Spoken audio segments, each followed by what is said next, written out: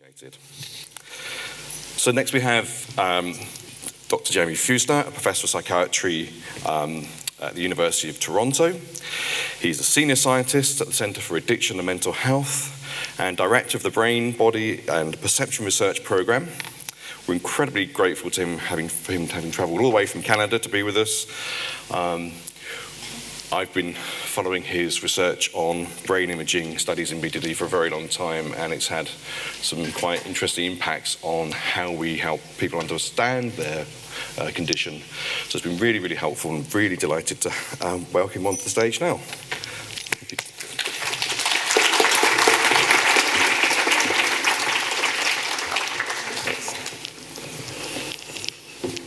Thank you very much, Rob. All right.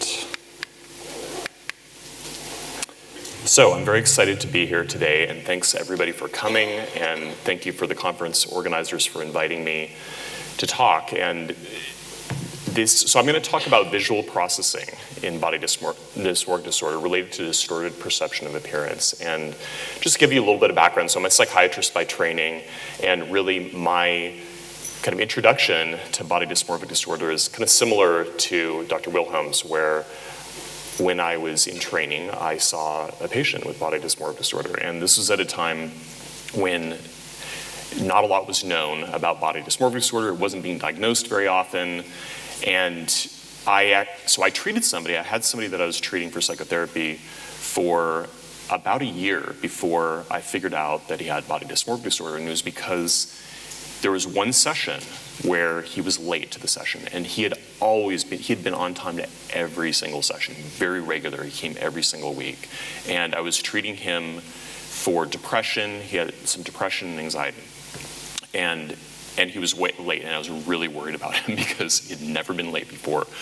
So he finally came in. He was about 10 minutes late, and it turned out that he had actually been just down the hallway in the bathroom, and he was stuck in the mirror because he had come, that day, he had what he saw as a red mark that was kind of around his eyebrows. And he was horrified, and he was really embarrassed and shamed and didn't want to come in the session. And he did come in the session finally, and I asked him, he didn't tell me what was going on, and I asked him, like, what's happening? You're late to your session. Are you okay? And he told me about this, and then he told me about other things, like he'd been going to a dermatologist about every 2 weeks because of concerns about his skin, and it was nothing that I'd ever noticed, of course. But that was really my entry, and it really got me interested in understanding one particular element of body dysmorphic disorder, which is how is this happening? So how are people experiencing themselves in ways that other people don't experience them when they view themselves in the mirror? And also with the influence of my colleague at the time, we were working together in the OCD intensive treatment program at UCLA, Ari Winograd. Ari Winograd was starting to treat body dysmorphic disorder at the time, and he said, hey, there's no psychiatrists that really know anything about this. Would you be interested in learning about it so that you can help treat them and I can refer people to you? And I said, yeah, absolutely. So that's how kind of I got interested in studying this part of body dysmorphic disorder, and I've treated patients all along the way as well, and so it's very relevant to what I do clinically is the research that I do. So my lab is the Brain, Body, and Perception Lab at the University of Toronto, and our mission is to do clinical neuroscience research, and that is to improve the understanding of brain, behavior, and people's subjective experiences in order to develop improved treatments. So I'm going to talk a little bit about some of the symptoms and phenomenology of BDD, and many of you know some of this already. Sabina's touched on this too. And then we'll start with some early studies of visual perception and visual spatial functioning that were done before I started doing some research. And then some of the early neuroimaging studies that we did, and that'll take us up to about 10 years ago in theme with this conference to reflect a little bit on where we were 10 years ago. And then I'll touch on some studies that we've done since then, additional studies to understand visual processing, and also some ongoing studies that we have that I'll tell you about, as well as some next steps and new studies that we're planning. So, as I mentioned that people with BDD, as most of you very well know, experience things about their appearance that other people don't see. So we call these misperceptions about their appearance. And not only do they experience these things, but they also believe that other people notice them and that it renders them defective and ugly in many ways. And these are parts of the appearance that really can be anything, any part of the appearance. It's fairly common for it to be about the face and the head area. People experience preoccupations, as Rob had mentioned, so these are thoughts that it's very difficult to get rid of. Sometimes we call these obsessions, that they intrude on them, sometimes triggered by seeing the reflection, but they just come in people's heads spontaneously as well. And then behaviors that people do that are very common repeatedly to try to check their appearance or fix it or to hide it in some way. So this is a hypothetical model of BDD, and I say hypothetical even though some of these elements have actually been studied, and so we do understand that, for example, on average, there is a high level of trait perfectionism in people with BDD, and several studies have indicated that people with BDD tend to misinterpret other people's facial expressions. And I'm going to be talking about one element of this, so distorted perception of appearance.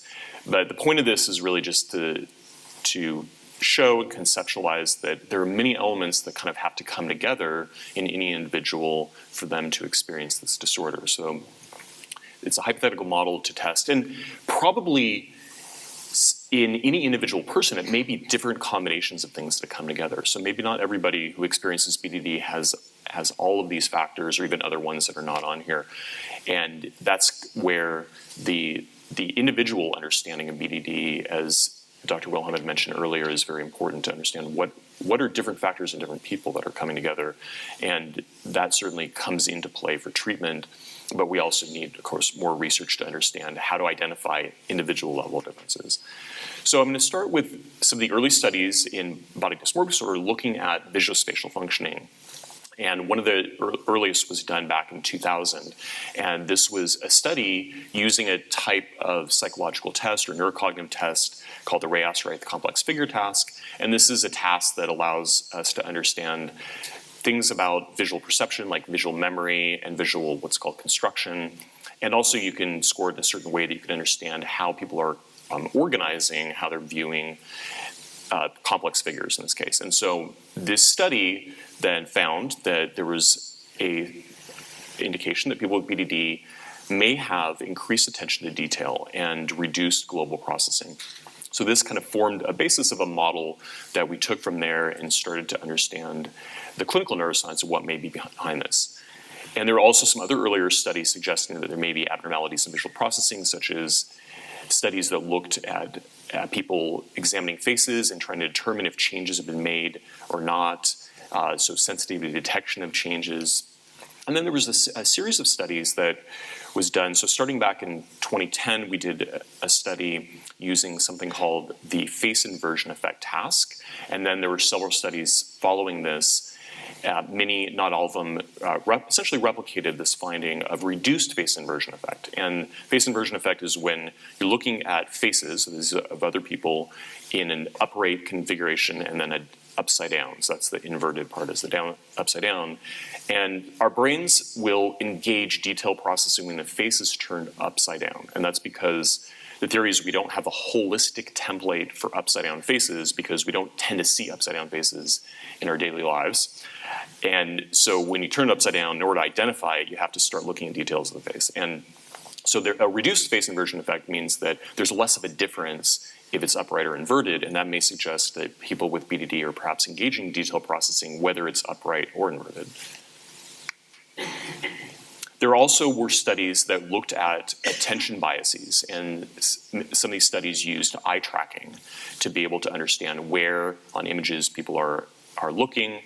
And a few studies then found basically kind of converging evidence that people with BDD, unsurprisingly, will hone in on certain areas, like they have a face concern, they're looking at their face, that area, that kind of hot spot, as Dr. Wilhelm mentioned before, but also that they engage in short duration fixations on different parts of the face. And so that may be indicating that they may be in a hypervigilant way scanning faces perhaps for other defects that maybe they didn't see in addition. And other studies that looked at facial discrimination ability were kind of resulted in some mixed findings, some finding enhanced ability to distinguish faces, and some finding not enhanced, and some finding that people were detecting, or they thought that there were changes that were there that weren't made. So what we call errors of commission, where they may just be very hypersensitive and be getting these kind of false signals that something was changed.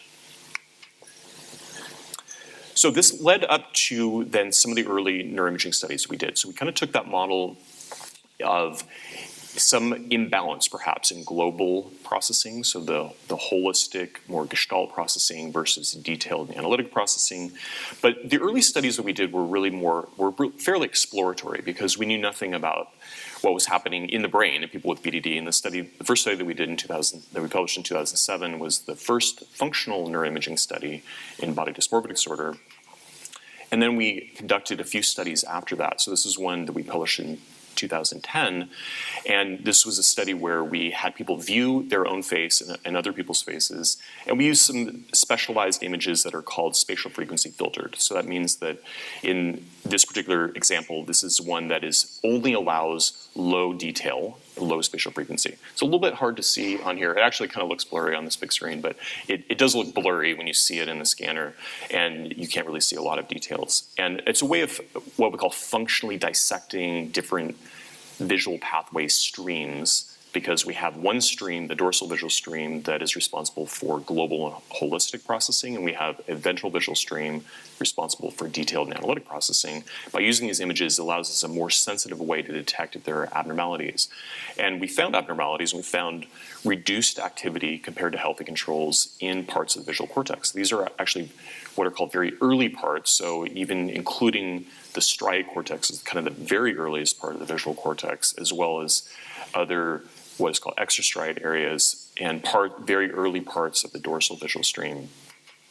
Later, we did similar studies using these similar types of spatial frequency filtered images for bodies and houses, and we found a similar pattern of hypoactivity. So across some different image types, these are other people's bodies and houses, other people's houses, but also spatial frequency filtered. But in these cases, the low activity was found in body processing regions and dorsal visual stream for bodies. So dorsal visual stream and also some parietal body processing regions, and then hypoactivity this is called the parahippocampal place area, so that's part of the brain that processes scenes and also houses. And so it was interesting that we're seeing this abnormal activity not only for own appearance, own faces, in people who had concerns about their own face, and also in other people's faces and in bodies and in houses. So that takes us up to roughly about 10 years ago. And at that point, then we had some indications that there were abnormalities in visual processing and visual spatial functioning in people with BDD, and some early evidence of selective attention biases, and some of these functional brain imaging studies were suggesting abnormal brain activity, so low activity for processing low level of detail images. And this gave us an idea about a possible model that may help explain some of the symptoms, which is that perhaps the brains of people with BDD are not seeing the big picture. So there are details that they're seeing, probably not hallucinating these details, they're there, but they're very minor to most other people. But in the brains of people with BDD, the brains are not contextualizing it, and then not able to have the overall experience that these things are very small relative to the whole, because their brain isn't able to process the whole. And at the time then, this was a bit of a departure, I think, from a lot of understanding the brain in psychiatric disorders, where we don't generally focus a lot on primary perceptual abnormalities. And so it suggests that people with BDD may not just be, so these distortions may not just be what they're thinking about their appearance, but what actually people are seeing. After this, we conducted a few studies, and one of the studies we did then, a series of studies we did, was a transdiagnostic study, because people with anorexia nervosa may have some similar perceptual distortions. And these are, of course, everybody's familiar with people with anorexia nervosa where they perceive that their body is larger than it actually is, or that there's fat on certain parts of their body, and other people don't see this, and they may be, objectively have a very low body weight. And so we wanted to do an experiment where we had people with anorexia nervosa, people with body dysmorphic disorder, and compare to healthy controls. So we can see if there's overlapping or distinct abnormalities in visual processing when people are viewing faces and bodies and houses. So things related to their appearance, but not looking at their own appearance, others, and also non-appearance related stimuli. So these studies that we did, we did a study where we did an experiment in the fMRI scanner, and then we did the same experiment with EEG outside of the scanner, and we did a type of analysis where we can combine the two, and that way we could be able to understand where temporally, so after a stimulus is presented, if you look at 100 milliseconds after that, and you look at 170 milliseconds after that, what are the spatial patterns of activation related to seeing these images? And again, using these spatial frequency filtered images. And so we found that for faces, there was a very similar overlapping pattern in anorexia nervosa and BDD of low activity. So hypoactivity in dorsal visual stream. And this is for the 170 milliseconds after stimuli. And we also saw it for non-appearance related stimuli. So houses as early as 100 milliseconds after the stimuli. And this is in early visual systems here. And again, an overlapping pattern. And then we also saw it in the later 170 milliseconds after in the dorsal visual stream, more prominent for BDD than anorexia nervosa, but a very similar pattern. And so this started to get us an idea that this may be a feature that maybe is not unique to BDD, and maybe it's shared by other disorders that we consider body image disorders. So we wanted to then investigate other parts of the brain, because so far I've been talking about brain function. We do that using fMRI, but also brain structure may be very important, and there could be some insights we can gain from understanding the structural connections between different parts of the brain. And these structural connections or highways are called white matter. And we looked at 3 specific white matter tracts in the brain that are related to visual processing, these 3 here. And we found that for this one here, it's called the inferior longitudinal fasciculus, and it connects the anterior part of the temporal lobe with the visual cortex. And in the anterior part of the temporal lobe are emotion centers like the amygdala, and also memory centers, the hippocampus. And what we found is that the clinical symptom of poor insight was associated with fiber disorganization. So the people that had more disorganized fibers connecting these parts of the brain had worse insight. Insight is a very important symptom in people with BDD because, first of all, most people with BDD don't have good insight. They have somewhere in between good and absent insight, or sometimes what we call delusional. And it's really important because when people have poor insight, they tend not to seek treatment or not stay in treatment. And a lot of times it's because we talk about poor insight and how we kind of define it when we do these rating scales is, do people have insight that what they're seeing may not be what other people are seeing, and that perhaps these are defects that they're perceiving that other people don't see, and that maybe this is caused by a psychiatric or psychological problem rather than, say, a physical problem. So if they don't see that, we say that they have low insight, and for many people with BDD, the alternative is that this is a physical problem, and so they may seek other types of treatments, or they may be looking into them if they can't afford them, like medical treatments, so treatments that will address physical problems rather than mental problems. But this discovery of this fiber disorganization related to insight then allowed us to develop kind of an idea or hypothesis about what might be happening. And this track then is involved in sharing information that goes 2 ways between these memory centers and emotion centers and the visual centers. And what happens when we see images is that we have if we've seen that image before at some point in time, then we have a visual memory of that image. And so what happens is that visual memory gets fed back into the visual cortex, and then anytime we see that image again, it is essentially colored by that previous memory that we had. So we can never see the same thing exactly the same as we first saw it. That holds for everything. But in BDD, this may be particularly important because people with BDD, when they see something like a lighting condition they feel looks particularly bad to them, it emblazons this memory. They saw, oh my gosh, I woke up this morning and I looked and my skin has horrible, horrible bumps all over it. That forms this emblazoned memory, and if their brains don't update that memory by like new lighting conditions, or people's skin does change a little bit day to day, then that same memory may be influencing every time they look in the mirror. And so this is a hypothesis that we have from this, and we're still interested in further investigating that as well. And then we also looked at another part of brain structure, which is the volume of the cortex, or the thickness of the cortex and volume of the cortex. We looked at both.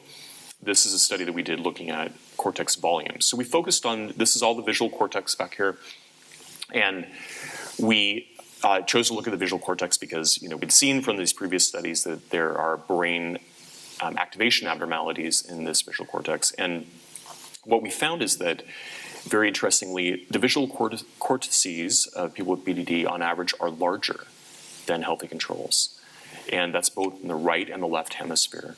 And we looked at also kind of specific breakdown of regions within this larger one, and many of those specific regions overlap exactly with the areas of brain hypoactivation from the previous studies.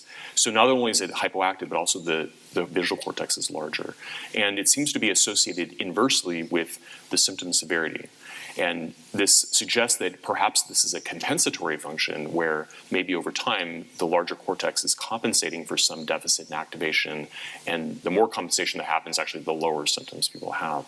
But we still need to understand better about why this is.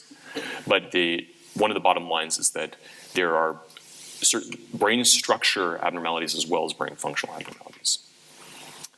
So an interim kind of summary of this is that we have evidence from psychological tests, psychophysical tests, from brain imaging, functional and structural, that there's abnormal global and holistic processing. So these viewed details may not be contextualized and could appear in a magnified or distorted way. We saw that it's happening not only for own appearance-related images, but also for other people and for inanimate objects, and very early in the visual stream, as early as 100 milliseconds after a stimuli. So it suggests that there may be some general abnormalities in visual processing, and that it seems to be clinically relevant because it's associated with poor insight and symptom severity, and also people's perception and appraisal of appearance. But a big important question is could this be cause or effect of BDD? And all these studies that I've shown you that we've done are all what we call cross-sectional studies. So these are people that already have BDD. Many of them have had BDD for many years because they're adults. And we don't know that maybe having BDD causes the brain to have these perhaps selective attention biases and then cause them to have an imbalance in global and local processing, maybe even then causes structural abnormalities in the brain. Or it could be that people have some of these abnormalities that are inherited and it may predispose them to develop it later in life, or maybe they don't have it necessarily at birth, but in neurodevelopment it starts to develop, perhaps in early adolescence in many people. There's another possibility too, which is that it may not be one or the other, but it could be that some people it's an effect and some people it's a cause, and we could be looking at kind of a common final pathway in this. But nevertheless, how one gets there, at this point, we can still kind of go forward, although we do really want to understand what is the cause of it, and is this related to a cause? But we can also, in parallel, start to work with this information to try to develop rational ways of perhaps correcting some of these abnormalities. And leading to this, then, we developed a little bit more comprehensive model that includes things that are related to selective attention biases, like where people are looking, how long their fixation duration is, and that actually does affect dorsal visual stream brain connectivity and activation itself. And then also looking at limbic systems like emotion, because when people are in an emotionally aroused state, especially anxiety, this causes parts of the visual stream to become more active, and it tends to allow for more detail extraction. So as one patient told me, the great quote from her is that this is like your ability to see an eye in a bush. So if you're very anxious and you think you're being pursued by a tiger or something, you want to see that eye in the bush, right? But otherwise, you don't really want to be looking at those kind of details. But that's why our brains have that particular pathway here. So then one of the first steps that we started to do to see, okay, can we start to do an experiment where we can perhaps change the way that people are viewing images and see how that affects brain connectivity as a potential way of leading to a type of remediation of perceptual distortions.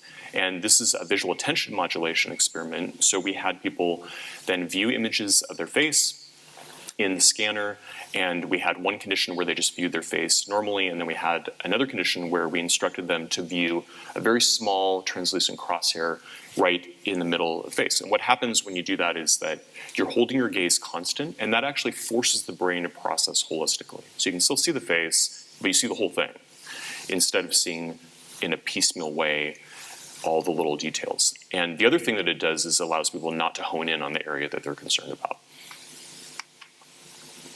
So in this study, one of the kind of, you can think of it as like a baseline finding when people are viewing their face naturally, which is what they first did, is we saw then that there was a strong relationship between how strong the brain connections were, functional connections this time, in the dorsal visual stream and their symptom severity.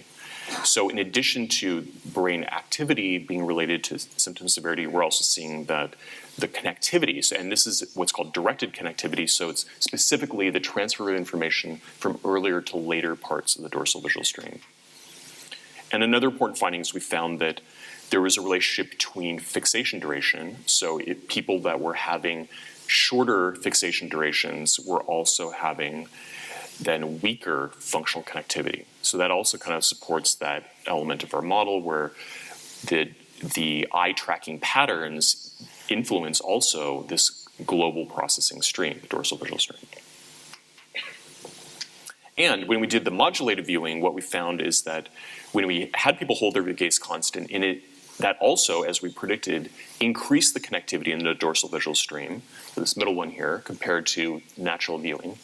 And then in the BDD group that was allowed to then view their face naturally after that, so that was one of the conditions that some people got randomized to, it seemed to be sustained in that follow-up period. So it gave us some promise and hope that perhaps this could be something that could be sustained, and all the while kind of thinking towards, could this potentially be a perceptual retraining treatment that may have some sustained effects? So a more recent then analysis that we've done, and I'm giving you some kind of snapshots and tastes of things here and there. We've actually done some more experiments, but I don't have time to talk about them. But this is one that I'm highlighting also partially because my graduate student then created a very nice poster that you can see as well, Joel Diaz. And so it's a little plug for that poster. But there is a white matter track. So remember that white matter is the connections, kind of like the highway, that directly connects that dorsal and ventral visual stream. And it's called the vertical occipital fasciculus.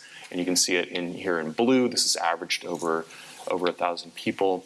And then this is an example of, we reproduce these tracks in our data that we had. So we did another kind of data acquisition where we were able to understand diffusion of water, and that allows us to reproduce white matter tracks in the brain. And so this is a reproduction of one person of this track, connects dorsal and ventral visual stream.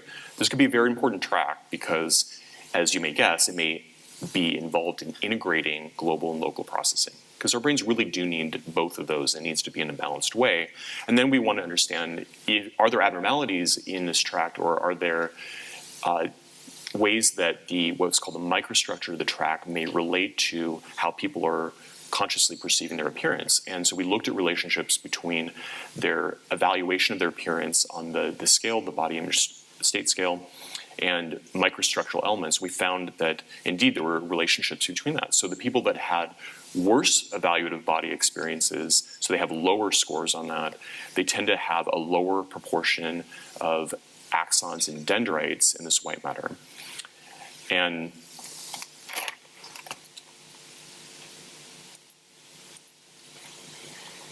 they also had what's called a lower degree of fractional anisotropy, which means that the diffusion along it is not as straight. So the tracks may not be as straight, or there may be some abnormalities in the membranes or the myelin. And so people with more disrupted tract integrity in this tract may have a worse evaluative experiences of their body. And so this is a relationship between structure and actual perceptual experiences. All right, and another then newer study that we've done is to try to see if non-invasive neuromodulation with transcranial magnetic stimulation might be able to enhance this part of the brain. And so this part of the brain, the dorsal visual stream, is actually pretty close to the scalp. And so transcranial magnetic stimulation can be applied and can stimulate parts of the brain that are underneath the scalp, essentially very close to the surface of the brain.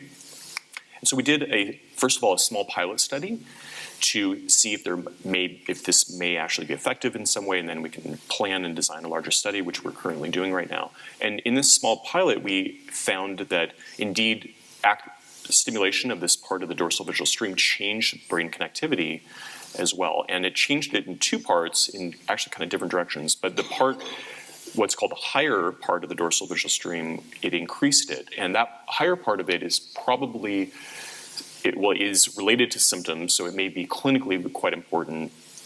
And that's what we saw also here. So this is the data that I showed you before, where that part of the higher dorsal visual stream, the connectivity was significantly related to their symptom severity on the BDY box. So weaker connectivity, more severe symptoms. And then we replicated that in this separate sample as well. So that may be a pretty robust finding. And that part of the dorsal visual stream may be important for symptom relationships. The other thing that we found that was really actually quite surprising to us, we weren't expecting this, because this was a single session of TMS. It was literally just a minute on one side and a minute on the other side of treatment, and then we had them go into the scanner. But we did measure their body evaluations using that same BIS scale before and after, and we saw that there was an increase in the people that got the high intensity stimulation, and that wasn't there. So better body evaluation after the high intensity stimulation, we didn't see that for the low intensity stimulation. And then we also did that same scale before and after in a different set of people that just did the fMRI experiment, no stimulation and no change, and also healthy controls, no change. But take it with a grain of salt, because this was 8 people that we saw in this group here.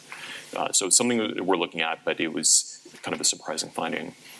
So I'll tell you more about that study that we're doing, a larger study, but also we have some other ongoing studies. And one of the ongoing studies that we have is visual modification in BDD. So this is taking what we learned from the attention modulation experiment that I showed you, and we're testing this now in a way where people are getting many, many more trials of it, because they're doing it in the scanner, and then they come back 3 days a week in front of a computer, and they repeat it, and then they do a scanner again.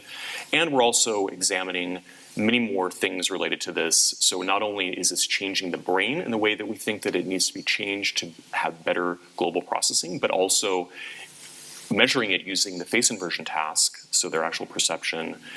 And we're also looking at how it interacts with emotional arousal and eye tracking patterns, because all these things may come together in that model that I showed you to be important for visual processing.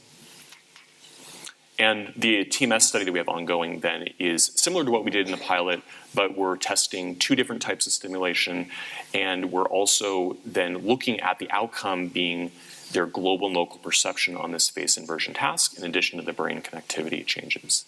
And so if this works to enhance the attention modulation, because in this one they're doing the TMS, going in the scanner, and then doing the attention modulation, it may be a way of enhancing the effects of it. And that could either result in perhaps more persistent effects of it, or a larger magnitude effect, or both. So it may be a way of kind of combining a behavioral perceptual retraining, like attentional, with neuromodulation.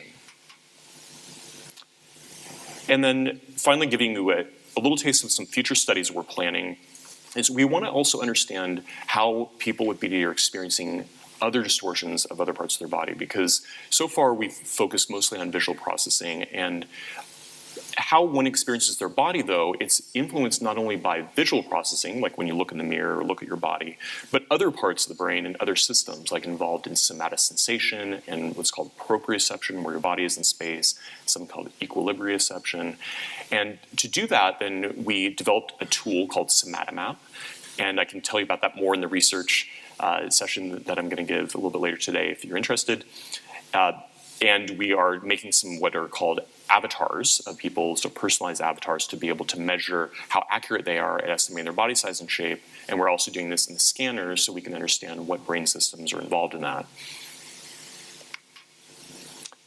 So I'd like to acknowledge and thank my amazing team that I have in Toronto of people. So these are people from many different backgrounds, people with lived experience. We have volunteers, we have students, research assistants, research analysts, clinicians, postdocs.